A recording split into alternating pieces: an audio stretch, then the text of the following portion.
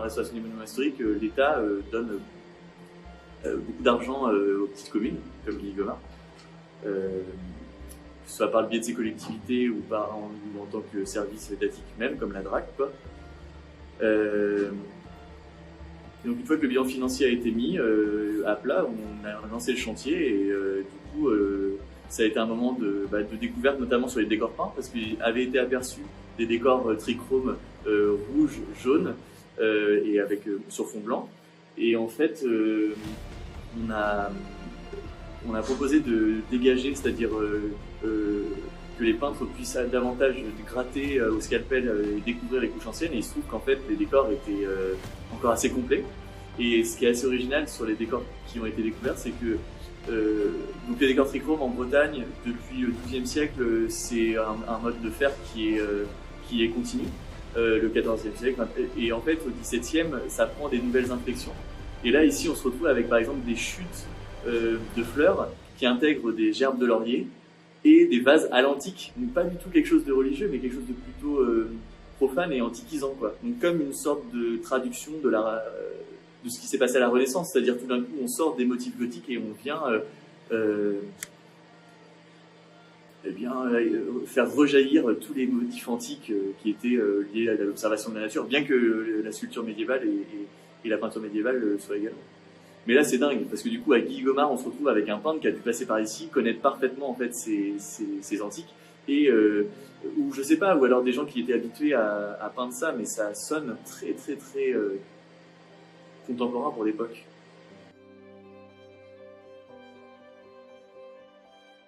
Ce qui est remarquable en dehors des décors peints, c'est la voûte lambrissée qui m'entoure. Il s'agit d'une charpente à chaudron formant ferme, c'est-à-dire que les fermes, c'est les pièces triangulaires. On a des pièces triangulaires une fois tous les 60 cm, et en fait, à ces pièces triangulaires sont suspendus un réseau de nervures décoratifs, qu'on voit ici, et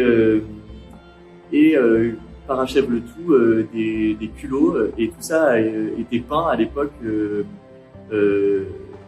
avec plusieurs teintes, et notamment encore ces fameuses teintes trichromes. Ce qui est vraiment génial, c'est que les pannes sablières, qui sont les éléments de charpente sur lesquels est reposée la charpente, et qui reposent eux-mêmes sur les murs, sont sculptées. Et ces sculptures, en fait, sont à l'effigie du roman de Renard, qui est une fable inventée sous l'Antiquité par Ésope, repris à l'époque médiévale au XIIe siècle dans des fables populaires, puis repris ensuite par Jean de La Fontaine au XVIIe siècle pour ces fables de Renard figure. Et là, ici, en l'occurrence, c'est tous les méfaits de Renard qui sont racontés. Donc Renard qui va voler une poule dans le taillé, Renard qui vole une saucisse au marchand,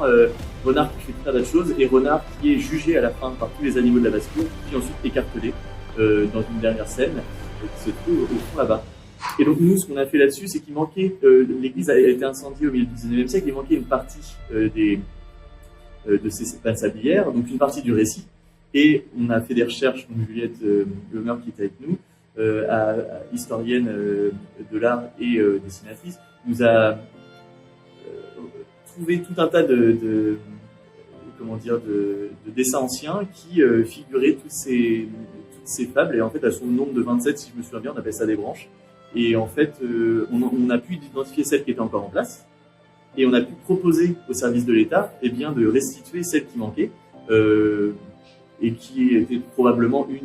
puisqu'en fait le récit est continu, hein, c'est jugé puis ensuite écartelé, donc il y a peu de chances de se tromper. Et donc la DRAC a accepté cette proposition, et on est parti jusqu'au bout du truc, quoi. On avait déjà travaillé à Locronan sur l'église Saint-Ronan, qui est la grande église classée, sur un diagnostic, et qui avait conduit à une exposition de ce travail de diagnostic. Et on avait fait appel à Romain Leblaise, qui est cinéaste, pour faire un petit film de 10 minutes qui racontait un peu l'histoire de ce diagnostic, et puis en quoi l'église était vraiment marquable. Et il s'est trouvé que ça a eu une bonne réception du public, l'exposition a plu, elle est restée dans la chapelle du Pléniti depuis. On a fait un petit meuble, dessiné un petit meuble pour ça. On a parlé avec monsieur le maire de dire pourquoi on ferait pas un film, et au final j'ai pensé à Romain parce que il s'est trouvé qu'il avait déjà fait ça, puis En fait, Romain avait travaillé avec Kung, qui est un architecte qui est plasticien et musicien, et qui avait fait la bande son en forme de portrait sonore du monument. Et là, l'idée, c'était de reconduire ici une certaine manière de montrer le monument à travers des gens qui le restaurent, donc typiquement des peintres, des sculpteurs, et qu'une personne puisse composer spécialement pour le monument une sorte de portrait sonore qui accompagne le film, et du coup aller jusqu'au bout de la démarche, c'est-à-dire installer une installation de vidéoprojection dans l'église qui soit à demeure et qui puisse tourner et générer une sorte d'attrait touristique quand même, quoi.